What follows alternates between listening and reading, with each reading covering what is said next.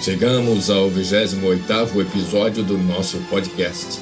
Muitíssimo obrigado a todos os que estão compartilhando essas mensagens. Por certo, vidas estão sendo abençoadas. Não se esqueçam de fazer o download dos episódios anteriores e, se puderem, continuem compartilhando. O nosso episódio de hoje é a provisão de Deus em tempos de crise, baseado em Êxodo 16, de 1 a 15, uma adaptação da revista Lições Bíblicas do quarto trimestre de 2016, da CPAD, com comentários do querido pastor Elianai Cabral. Eu leio o texto de Êxodo 16, 1 a 15, para você.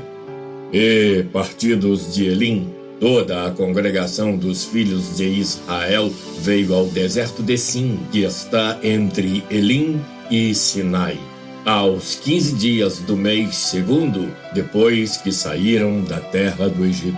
E toda a congregação dos filhos de Israel murmurou contra Moisés e contra Arão no deserto. E os filhos de Israel disseram-lhes: quem dera que nós morrêssemos por mão do Senhor na terra do Egito, quando estávamos sentados junto às panelas de carne, quando comíamos pão até fartar, porque nos tendes tirado para este deserto, para matardes de fome a toda esta multidão. Então disse o Senhor a Moisés: eis que vos farei chover pão dos céus, e o povo sairá e colherá cada dia a porção para cada dia, para que eu veja se anda em minha lei ou não.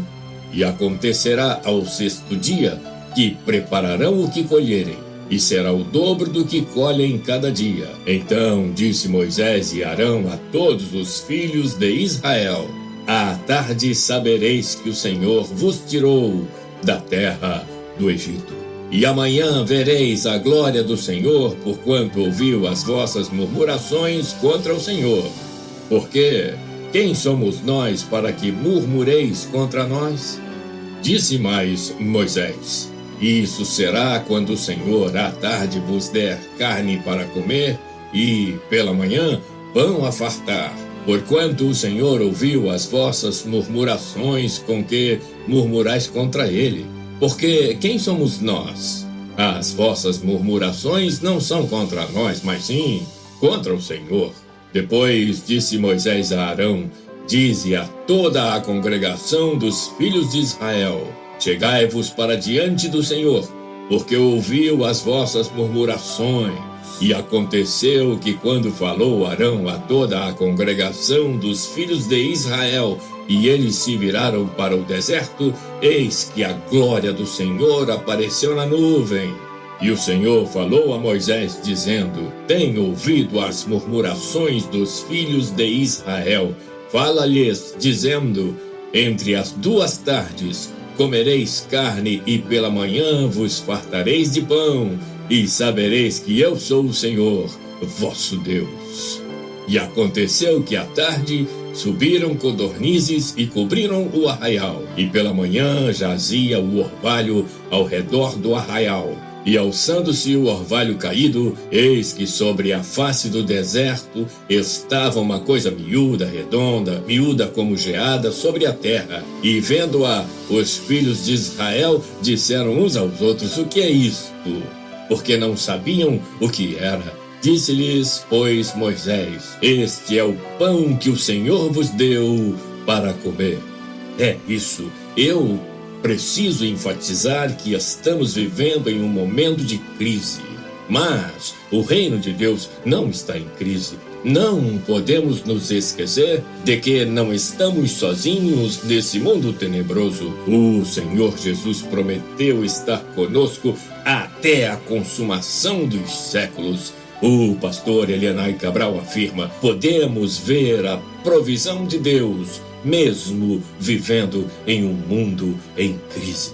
Meu ponto 1. A provisão divina em um mundo caótico. A provisão de Deus no deserto. Temos um Deus que supre as nossas necessidades. Durante 40 anos, o Senhor sustentou o seu povo no deserto. Todos os dias, com exceção de sábado, os israelitas recebiam o maná e codornizes para o seu sustento. Você encontra isso em Êxodo 16. A provisão era diária. Não faltou água, não faltou alimento, não faltou roupa, nem calçado, até o dia em que chegaram à terra prometida. Porém, no meio do povo de Deus, sempre há pessoas incrédulas e murmuradoras. Os israelitas não demonstraram gratidão pela provisão divina. Diante de alguma dificuldade, logo murmuravam e reclamavam de Deus. Qual tem sido a sua atitude diante das crises? A provisão de Deus para Elias em Querite. Você encontra isso em 1 Reis 17, de 1 a 6. Certo dia, Elias profetizou para o rei Acabe, dizendo que não choveria por um período de tempo. O rei Acabe sabia que a falta de chuva ia mexer com a economia do seu reino. Haveria um período difícil de escassez. Então, Deus mandou que o profeta Elias se escondesse junto ao ribeiro de Querite. Elias obedeceu a Deus. A obediência nos faz experimentar a provisão de Deus. Eu vou repetir essa frase para você. A obediência nos faz experimentar a provisão de Deus. Quem está em desobediência dificilmente desfrutará da provisão divina. O servo do Senhor bebia das águas do ribeiro e a cada manhã comia da comida que os corvos lhe traziam. Elias experimentou a provisão de Deus. Eu quero chamar a atenção também para a provisão de Deus para Elias em Serepta. Você encontra isso em 1 Reis 17, de 8 a 16. Elias não podia aparecer publicamente, pois Acabe estava à sua procura. Depois que o riacho de Querite secou, Deus ordenou que o seu profeta se dirigisse à aldeia de Serepta. Perto dos portões da cidade, ele encontrou uma viúva que recolhia gravetos. Como no ribeiro de Querite, a provisão de Deus veio de forma inusitada. Deus havia utilizado corvos para alimentar o profeta.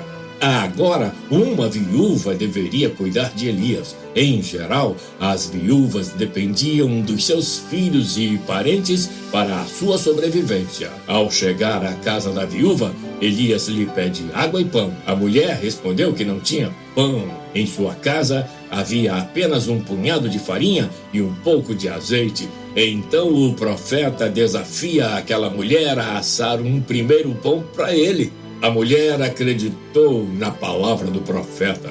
Para ver a provisão divina, é preciso crer. Eu vou repetir esta frase para você. Para ver a provisão divina, é preciso crer. A provisão de Deus veio para Elias e para a viúva que o acolheu. A farinha e o azeite da mulher não se acabaram até o dia em que as chuvas voltaram a cair. Meu ponto número 2, um mundo caótico. O mundo jaz no maligno, ou seja, o mundo repousa no maligno. O maligno é o príncipe desse mundo, já diz a Escritura Sagrada. Não bastasse a epidemia que se instalou em nosso país e no mundo, convivemos com um estado de violência nunca visto. Com o feminicídio cruel e infame assombrando as mulheres e chocando a sociedade, com a prática política apequenada, buscando tirar proveito da crise, da pandemia, do desespero do povo. E isso é só o começo, como dizem, é só a ponta do iceberg. João, o apóstolo de Jesus Cristo, declarou qual é a situação deste mundo. 1 João 5, verso 19, eu leio para você. Sabemos que somos de Deus e que todo o mundo está no maligno. Satanás é o Deus deste século. Ele é o responsável pelas diferentes tragédias que assolam a humanidade. Muitos podem dizer que as tragédias e as crises são resultado apenas da ação do homem, mas não podemos nos esquecer de que Satanás usa os homens para matar, roubar e destruir, como está escrito em João 10:10. Veja, o ladrão não vem senão a roubar, a matar e a destruir. Jesus diz: eu vim para que tenham vida e a tenham com abundância. Jesus, o nosso Jesus, ele é o nosso provedor em tempos de crise. Vivemos num mundo globalizado. Com certeza você já deve ter ouvido falar a respeito da globalização, mas sabe o que significa? Existem vários conceitos para definir esse termo. Vejamos o conceito segundo o dicionário Wise. Ato ou efeito de globalizar-se, espécie de mercado financeiro mundial criado a partir da união dos mercados de diferentes países e da quebra das fronteiras entre esses mercados. A ideia da globalização surgiu da consolidação do sistema capitalista e um dos seus objetivos é a padronização de ideias e valores. Vivemos em tempo de mudanças.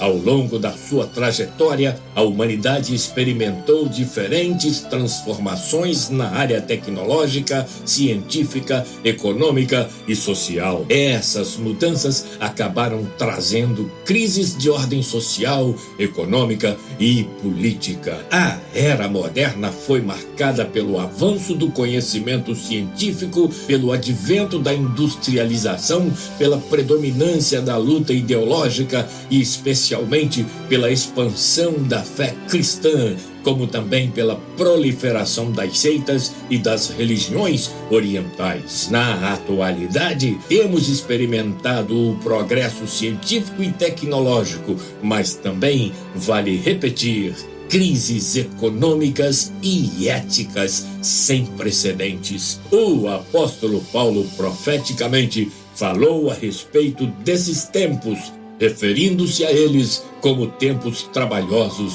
e difíceis. Meu ponto 3. Características do mundo atual.